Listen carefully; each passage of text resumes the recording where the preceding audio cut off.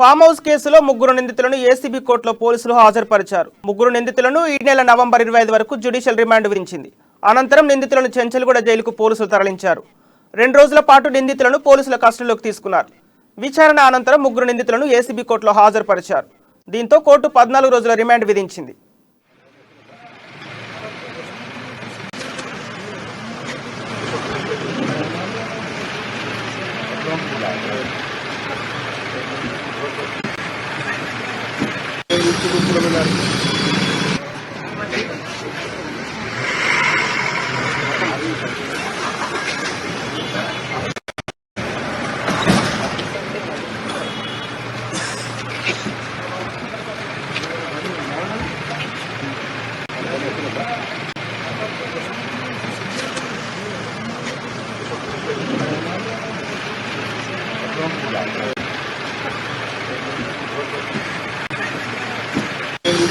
Gracias.